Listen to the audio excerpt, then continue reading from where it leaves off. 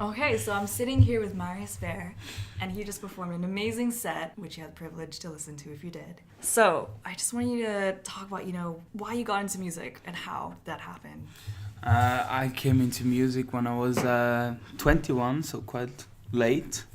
I was in the Swiss Army, so in Switzerland you have to go to the army, and I was an officer there for 2 years, and I in the morning you always have to run out to a big space, and Run you have out. run out and I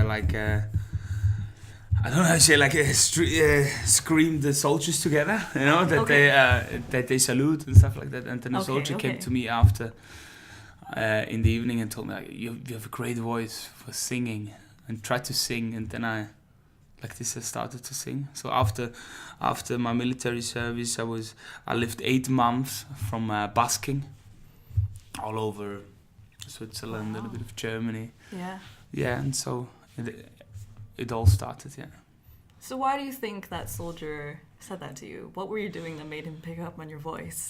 I don't know, he just told me, like, you have such a strong voice, because it was quite loud, when I was screaming over the whole space, and yeah. Amazing. So what kind of skills do you think being an officer taught you that you found has really benefited you in music? There's not a lot of being creative and military, so it's like nearly the opposite. But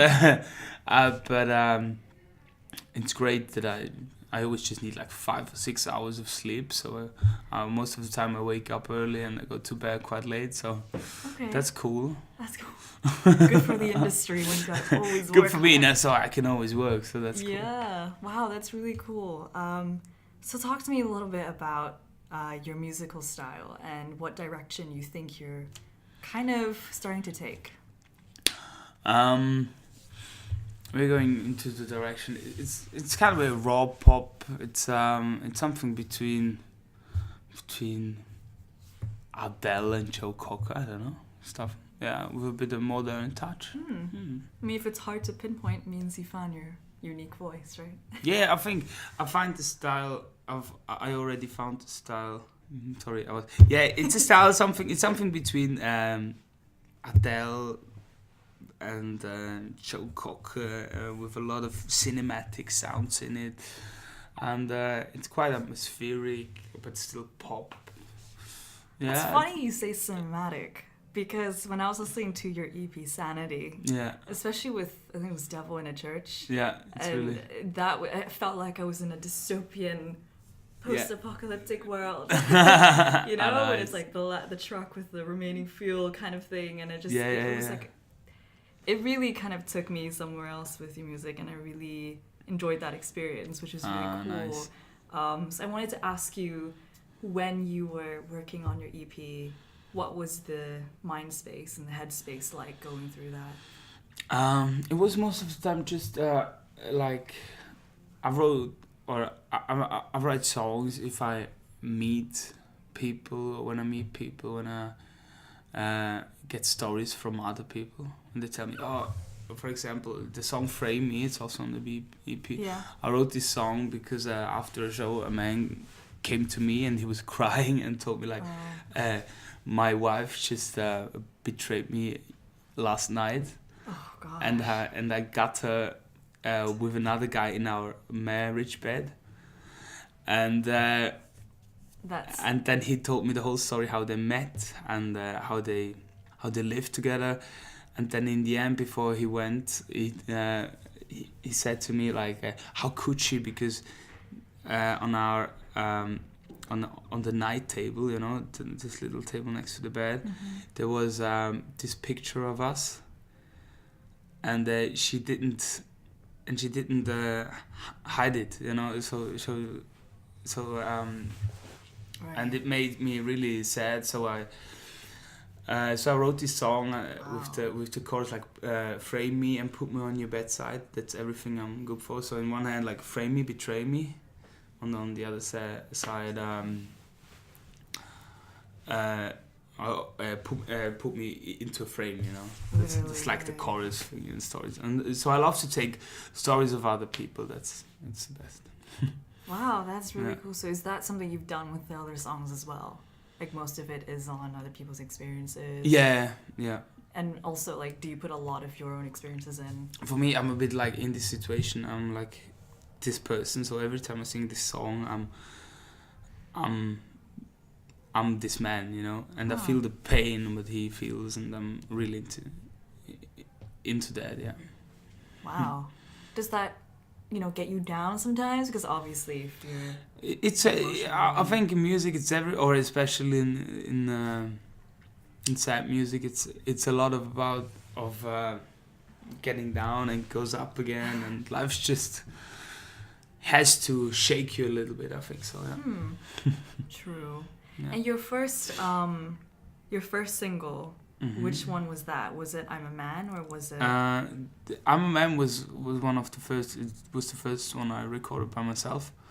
Okay. And I did it for a commercial in Switzerland.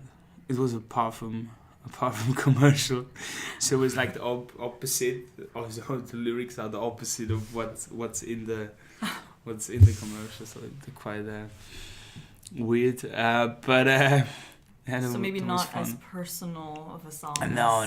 It's your just, EP songs. but I sold the song, so it was cool. What perfume is it? It was a Swiss brand. I don't know. Adam. That's. Go check it out, guys, if you can. Yeah. Yeah. So what was your very first? Sanity was the first. Sanity. Sanity itself, yeah. Yeah. So your EP is titled Sanity. Yeah. Why did you choose that? When I produced the EP, I came here to London, and I lived in London for a year.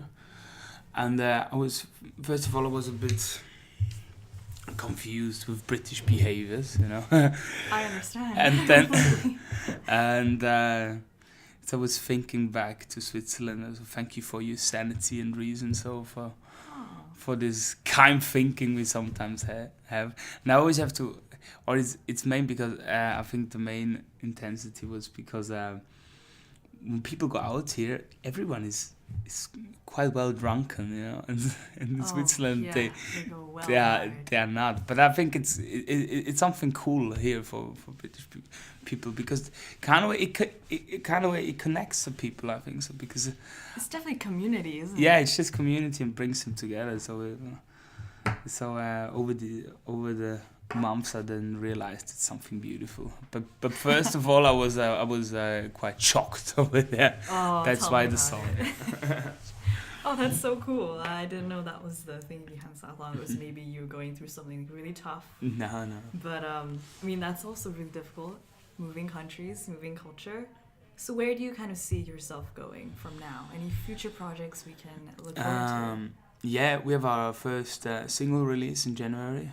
Okay. 1st or 2nd January for the UK market too. So we're gonna start doing stuff here too, and that's a bit and this coffee house session is now the first tour for UK. And how are you finding it? You liking it? Yeah, it's okay until now. It's a bit hard through the universities in the afternoon. Oh yeah. It's not like the main. No. Because for our sound you really need a bit like a dark atmosphere, and where you want a different setup maybe. Yeah, it's a bit a different mood. setup, a different mood than.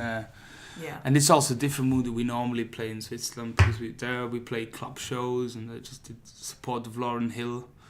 Back in Switzerland, and most of the time we play in clubs, so with a band of 4 people, and now it's just 2 in the afternoon when people have to study, you know, and you don't want to disturb them in one way, but it was on the other way you want